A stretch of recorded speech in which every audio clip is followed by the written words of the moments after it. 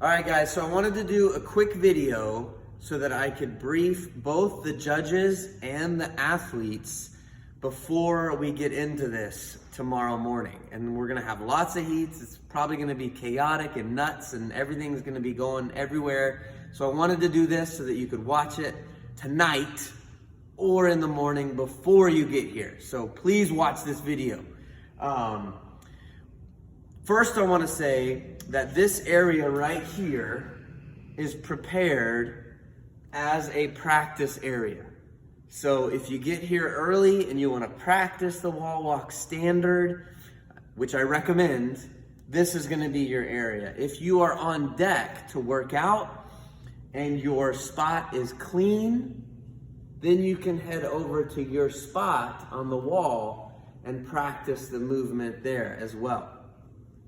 So I want to talk about the standard for the wall walk, and then I will demonstrate. This is going to be for RX.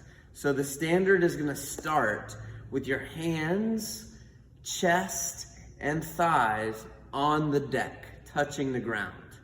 The mark for your hands will be drawn out based on where your shoulders are on the ground with your feet on the wall.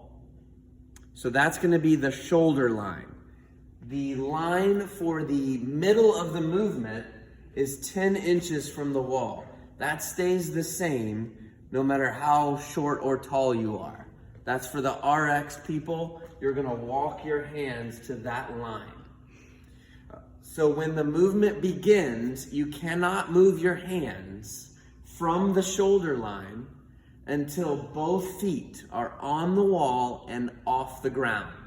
On the wall, off the ground. Then your hands can move back, which I will demonstrate in a moment. Once you get both hands touching the tape, any part of your hand can touch the tape, but both hands must be touching the tape. Then you can move your hands back to the shoulder line.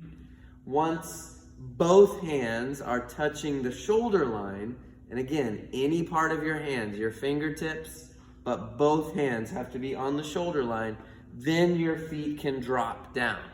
The movement is not over until your thighs and chest are flat on the ground. So if you're moving away from the wall to grab that jump rope, or you have to do multiple reps, you can't start again until your chest and thighs are flat on the ground. And so for you judges, what I want you to do is communicate with your athlete that they're good for the next step of the movement. And I will demonstrate that in just a second. So the starting position, chest and thighs on the ground, both hands are touching the tape. This is simulating a piece of tape. When you actually do the workout, you're gonna have tape on the ground. And this is drawn from my shoulder line.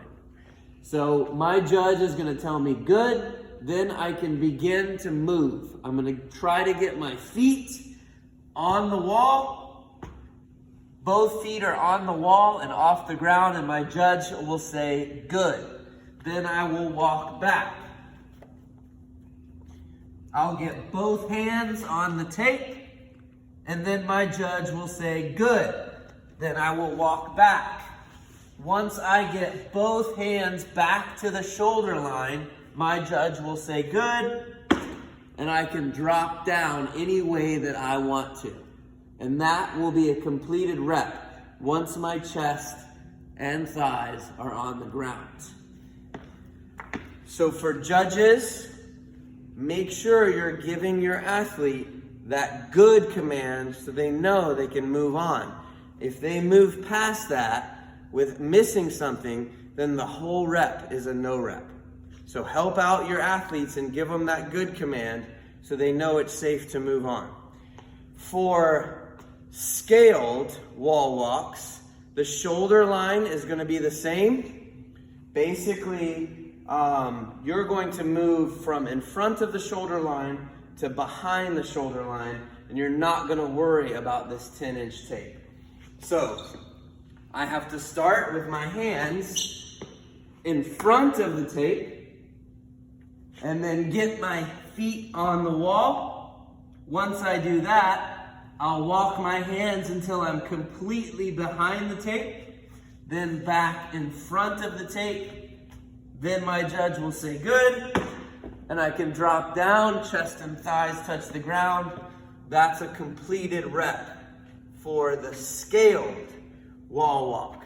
So make sure you're familiar with all those steps and standards, both judges and athletes, so that we don't have any no reps or bad communication.